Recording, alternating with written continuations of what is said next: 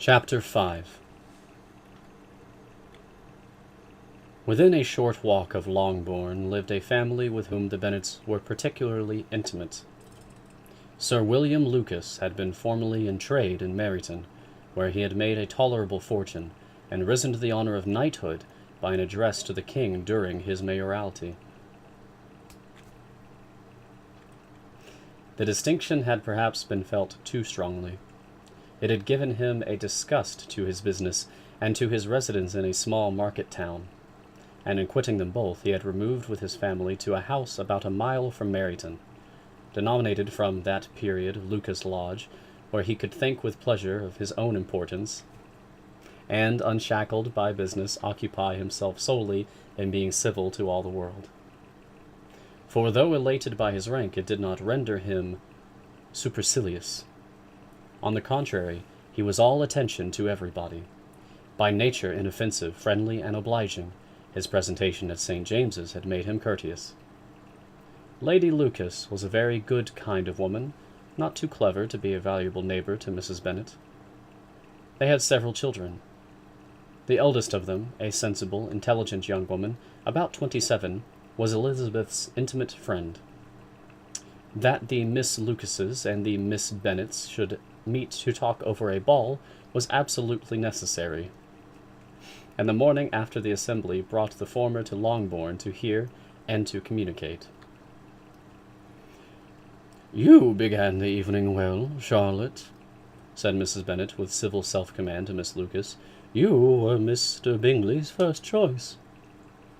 "Yes, but he seemed to like his second better." "Oh, you mean Jane, I suppose, because he danced with her twice. To be sure, that did seem as if he admired her. Indeed, I rather believe he did. I heard something about it, but I hardly know what. Something about Mr. Robinson." "Perhaps you mean what I overheard between him and Mr. Robinson. Did not I mention it to you? Mr. Robinson's asking him how he liked our Meryton assemblies, and whether he did not think there were a great many pretty women in the room, and which he thought the prettiest. And his answering immediately to the last question, 'Oh, the eldest Miss Bennet beyond a doubt. There cannot be two opinions on that point.'" "Upon my word! Well, that is very decided indeed. That does seem as if— Oh, but however, it may all come to nothing, you know." "My overhearings are more to the purpose than yours, Eliza," said Charlotte.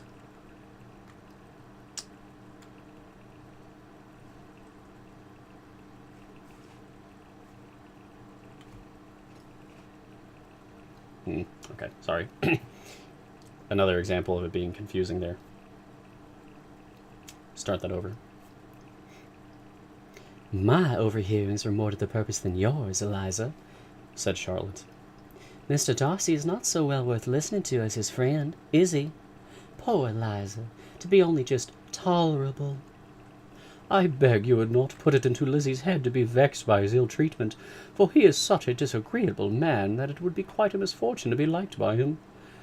Mrs. Long told me last night that he sat close to her for half an hour without once opening his lips." Are you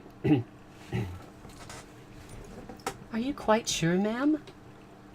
"Is not there a little mistake?" said Jane. "I certainly saw Mr. Darcy speaking to her."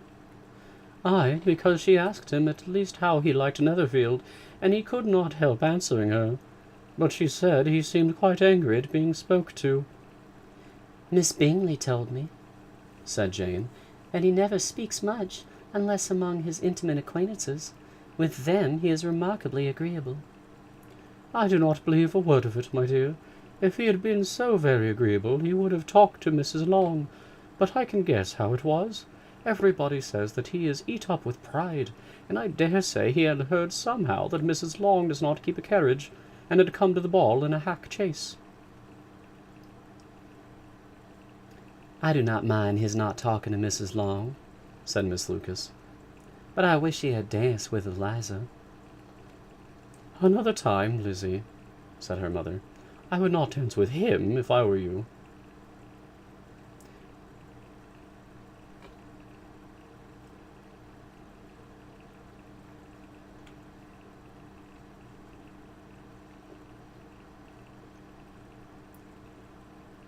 I believe, ma'am, I may safely promise you never to dance with him.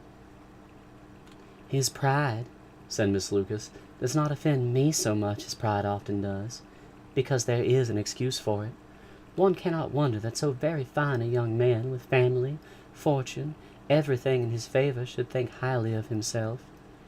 If I may so express it, he has a right to be proud. That is very true, replied Elizabeth, and I could easily forgive his pride, if he had not mortified mine. Pride, observed Mary, who piqued herself upon the solidity of her reflections, is a very common failing, I believe.